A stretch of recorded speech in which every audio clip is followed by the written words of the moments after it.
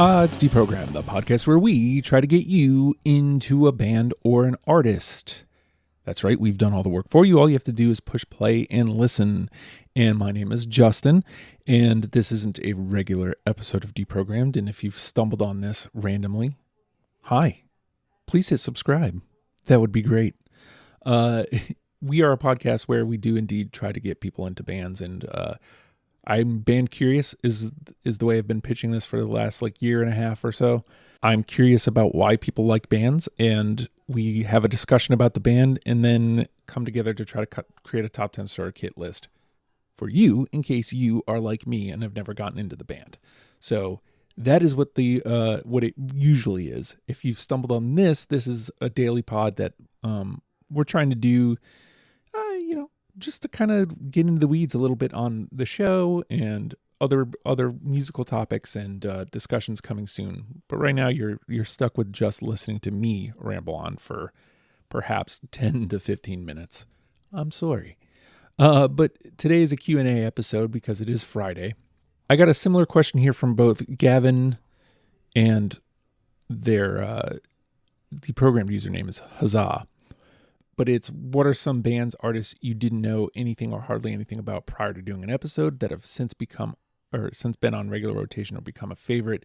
And Gavin's direct question was, has Deprogrammed made you a fan of any bands you didn't know before the show?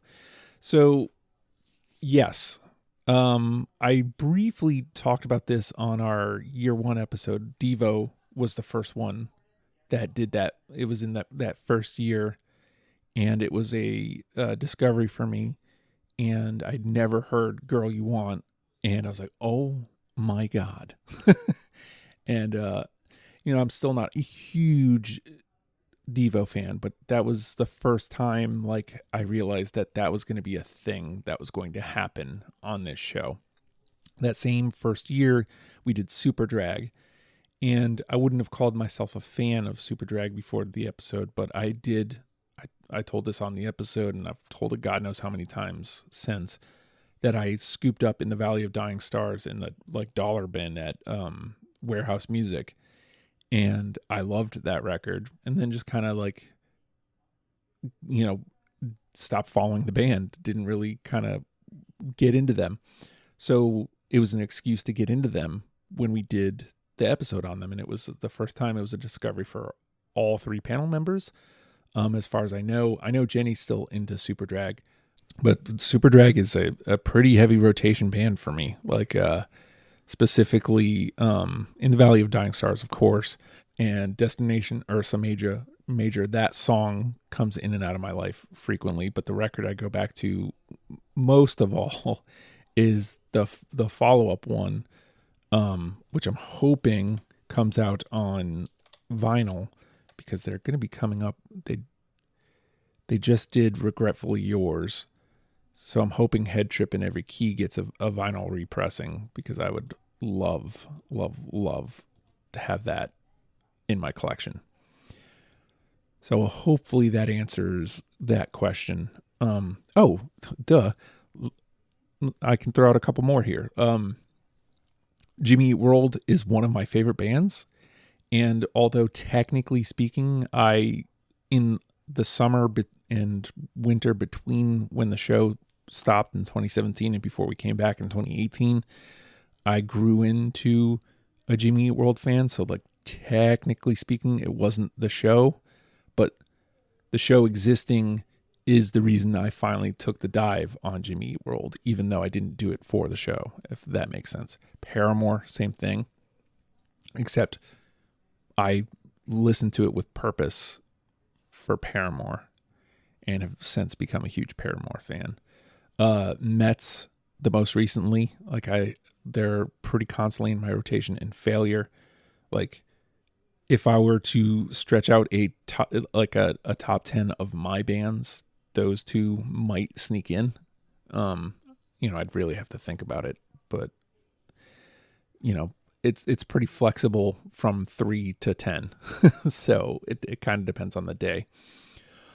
Tired Lion, I don't know whether to attribute that to the show or not. I mean, it was The show is the reason I dove into the rest of their discography, but I kind of found them before the show and just kind of reached out to try to get other people. Same thing for the Bets. Huge fan of the Bets, but somebody else put me onto the Bets, and then the show was the excuse to dive into the band. So I don't think the Bets really fits the bill of this question. Well, I mean, those are the ones that jump out the most. So, of course, people doing a bunch of bits, because why wouldn't they? Anderson asks, besides the Beatles and Led Zeppelin, are any other artists on the no-fly list? I don't think so. I think those are literally the only ones. You know, I might soften on Zeppelin eventually, maybe, possibly. I don't know that I'm ever going to soften on the Beatles. It's just a hardened point. And then it becomes one of those things where I talked about, I'm going to have people yelling at me that they weren't on the episode. People are going to yell at me that, you know, that I did it wrong. You know, I mean, I don't care as much about that. It's just more so a mindset of you gotta, and Jenny knows what I'm talking about. The whole concept of you gotta. Do I? Please tell us where the theme song comes from. And Anderson asked this, Brian co-signed, and Gavin was curious as well when we did the After the Fact earlier this week. The name of the song is Swarm. The name of the band is Slow Dance. And they were a local band from Your Music Show, and we used to play their EP on the show.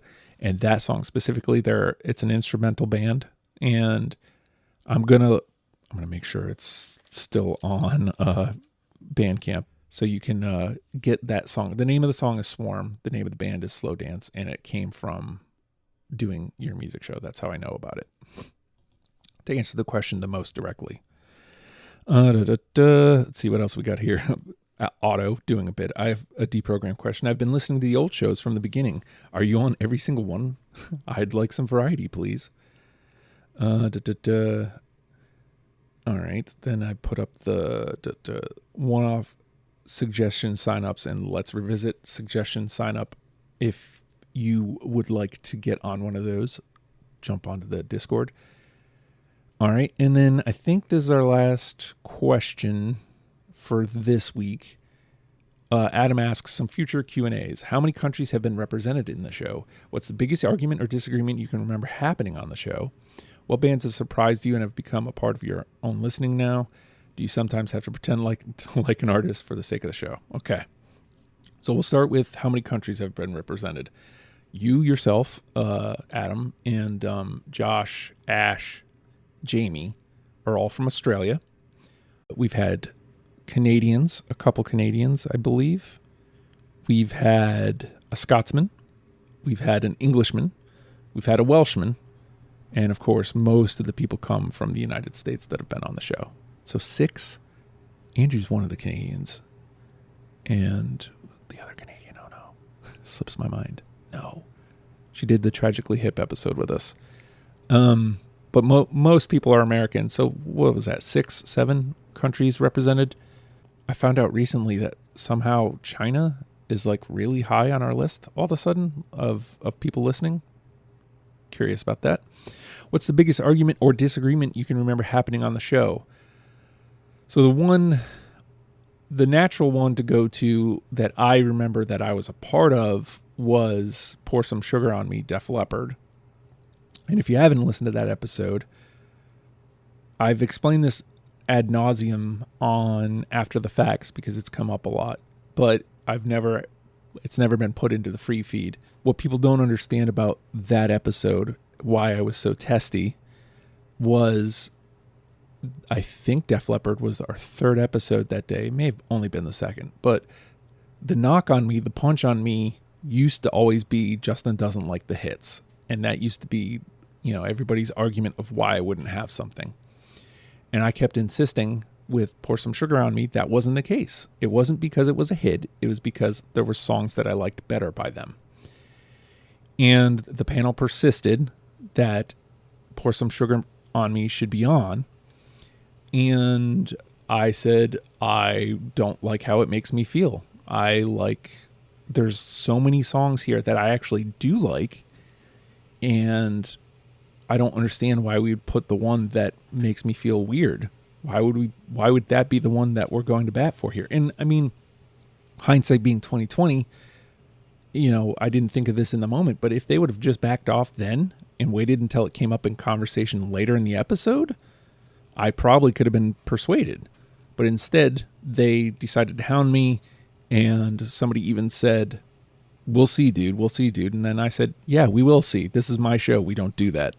So we're not going to do that." And I got mad and yelled a little bit.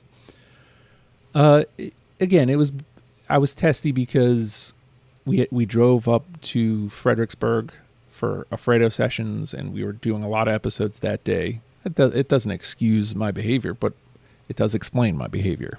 So there's that one. Then the other one was there's three that come to mind here. So there's that one. And then, of course, like the notorious one is Guns N' Roses. Bob put up a fit about Paradise City, like literally as I was wrapping up the show. We were almost done. And Bob goes on a 45-minute tangent of why isn't Paradise City on this episode? And so there's that. That didn't get all heated, but it was we almost doubled the episode because of this one song didn't make our list. And then the most recent one was when we did like the first bit of the Rolling Stones. John and Randy really got in a heated contest about, it was either song 9 or 10, like what was going to round out the list. And neither one wanted to back down. And again, I think we went an additional like 20 to 30 minutes of just them going back and forth between each other, and me trying to find the common ground between them was not great. And it ended up, I don't even remember what it ended up being. Yeah. So that's the most recent that I can think of. What bands have surprised you and have become part of your listening now? I kind of answered that a little bit earlier. I'll throw in, because this question's more specifically asking surprised you, as opposed to what is kind of, technically speaking, Paramore kind of surprised me that I was so into Paramore. Sugar we did earlier like literally just last night as I'm recording this. Sugar really surprised me because they weren't on my radar at all. Mets kind of surprised me. I don't know that I have a new answer, with the surprise element. Maybe you guys can call me out on this. Maybe you remember me doing one that I said specifically. And then, do you sometimes have to pretend to like an artist for the sake of the show? I guess it depends on what you mean by that. I never really fake liking an artist. If I didn't like an artist, I would say. But I think I'm just at a point because of the show that I can like something without loving it, I guess. Like, there's definitely some acts that I ramped up how much I liked them versus what I actually felt about them. I mean, the reality is, I don't want to put negativity out into the world with this show specifically. I never want to yuck anybody's yum, as it were. So I try not to ever come into an episode going, yeah, I didn't like this band. Now, there's plenty of bands where, I mentioned this for Pink Floyd specifically, Steely Dan, where I didn't enjoy it wasn't the band that I didn't like. I didn't like how the experience for me doing the show, not the show itself, but like the research up to the show, I didn't like. So Pink Floyd jumps out specifically because I had a miserable time trying to put together my Pink Floyd list, and not for the usual reasons like decision. It's just like, how the hell do you break this up? So it's usually more that than anything. There's a couple bands that I would just never go back to. Alabama's one of those. I mentioned Steely Dan. I'll never go back to Steely Dan, although I probably would like them now. So maybe I can soften on that. There's a handful of bands that we did where it's just like, okay, yeah, it existed. It's not something I loved, and it's also not something I disliked. So there we go. If you have questions that you'd like me to answer, then hop into the Discord and ask away. You can ask anywhere, but the Discord is where it's a little bit more centrally located. So I would appreciate that. Man, sorry guys. I've rambled on for 16 minutes answering your questions. Oops. With that, we'll see you all next week. Goodbye.